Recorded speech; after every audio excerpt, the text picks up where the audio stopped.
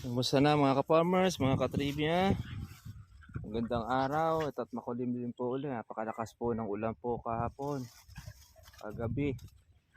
At ayan, nakalaki na po uli ang ibinawi ng ating mga kalamansi para po doon sa kanilang nararamdamang init ng panahon. Kaya ito, ngayon ay bawin-bawi na sila doon po sa tubig o sa ulan. Kaya lang, hindi lang po maganda ang balita dahil ayan, bumaba po uli ang kalamansi po natin. Kahapon ay 1 pump, ngayon po mga katribya po ay 1.4. Siguro baka iba nasa 1.6, depende.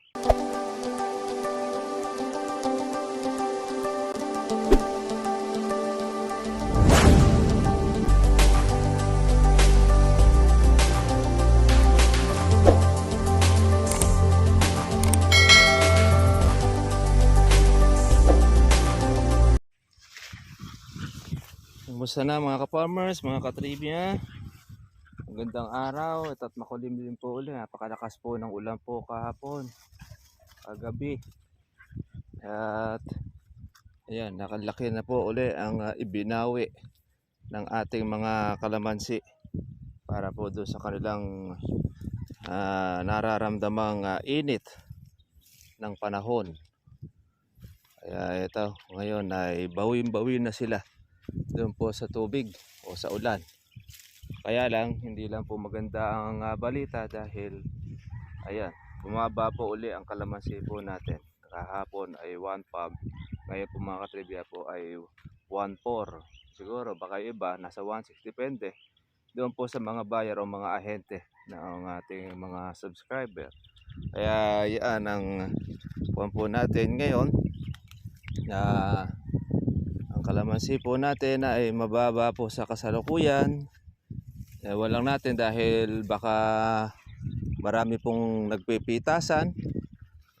Baka ang kalamansi kasi mga farmers ay nakabawi, iba po ay mga nakalaki. Kaya naman nagsamantala ang iba na magbagsak ng presyo na mga ibang mga nakukuhanan. Pero ganun pa man mga ka-farmers, sa atin ay ito, medyo palalaki na lang po natin ng kaunti para at least ay medyo bumigat-bigat po ang makuha na lang natin sa bigat sa timbang.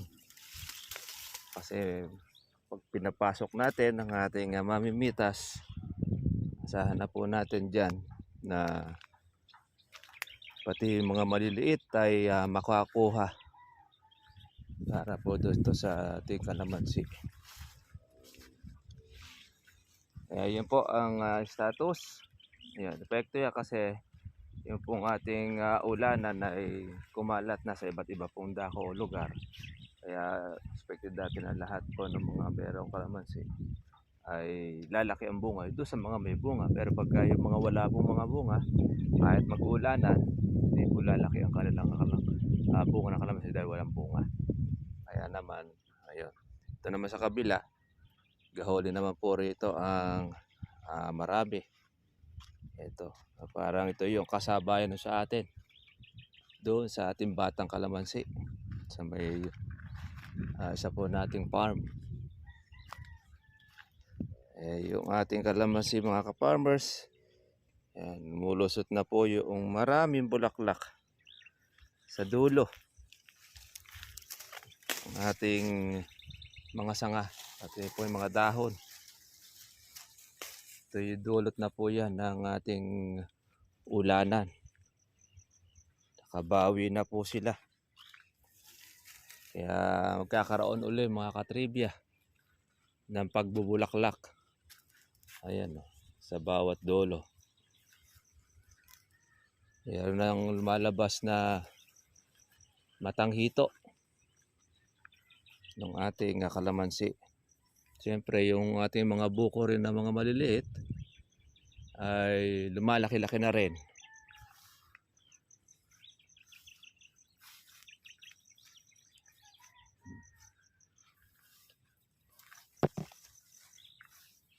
Naka-recover Dati-rati medyo hirap sa patubig. Ngayon ay maganda na po. Busog na busog sila ngayon mga ka-farmers po sa ating tubig dahil doon sa ulan. Buti naman po ang ating kalamansi ay hindi naman po niya ininda yung pong matinding init at hindi naman po nag-brown ang kanya pong mga bunga. Hindi bagkos. Ayan. Kaya malaki po ang naitulong po noong kanya pong maraming dahon. Maibsan ang init na mga itong nakaraang tagaraw.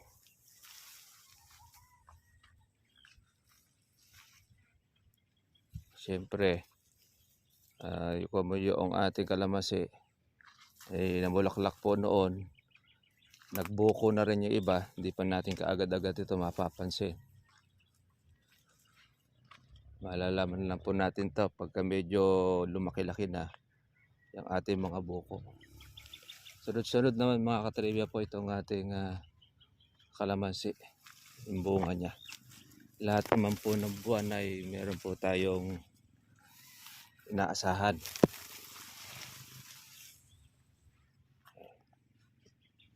Kahapon ay marami rin po nag-aabang para po sa paglabas ng salagubang. Yan po kasi yung paborito rin po rito sa amin. Once a year kung lumabas po ang salagubang dito sa amin. Kaya lang hindi na po siya ganun karami kumpara mo noon. Noon na salagubang, nako grabe. Makakahuli ka 200 piraso, 300. Iba nakakapagbenta pa. Kaya ngayon kahit 10 piraso ay hindi na po makuha ngayon. Sa dami na rin po ng mga nananalagubang.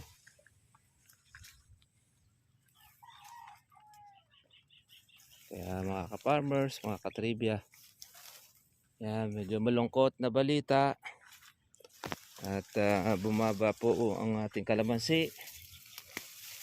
1.4. Sa iba siguro ay maaaring 1.5, pero sa isang banda maganda pa rin naman siya dahil mapatak pa po yun kung 1.5, 50 pesos ang per kilo. Pero kung halimbawa yan ay 1.4, mapatak po yan ng 45 ang presyo ng ating kalamansi.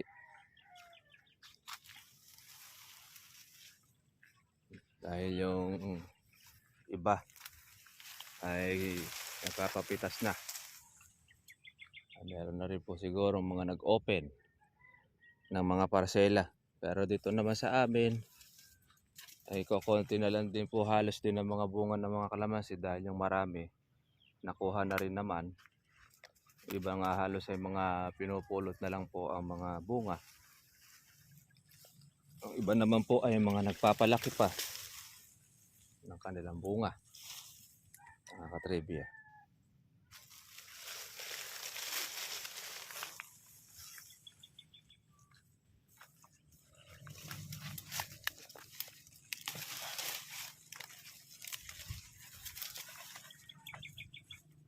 Ayun.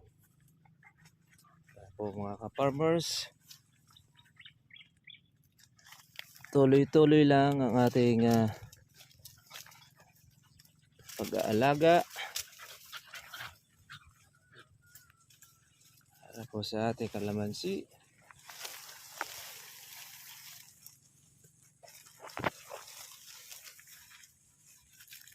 Natin itong nasaan yung kanyang baging.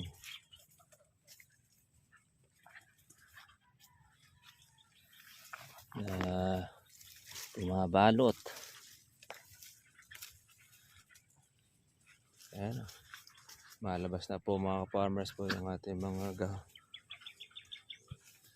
yung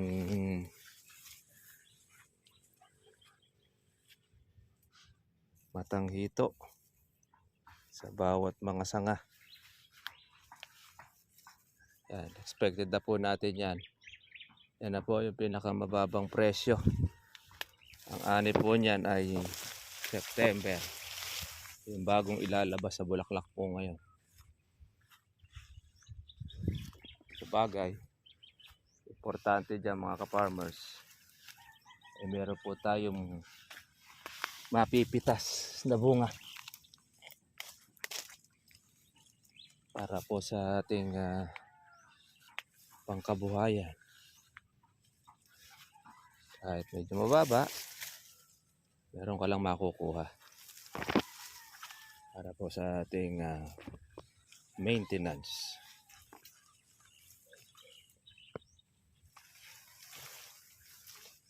Sige mga ka-trivia, mga ka-farmers, update lang po natin sa inyo ang presyo po ng ating kalamansi. Ayun. Medyo hindi magandang balita, mababa, pero ganoon pa man, okay pa rin po siya. Kaya tayo naman ay medyo palilintugin muna natin ang ating kalamansi para medyo mabigat po ang timbang. Hindi naman siya ganun kakapalan, pero at least para makabawi-bawi po sa bigat at pati na rin po doon sa red pack.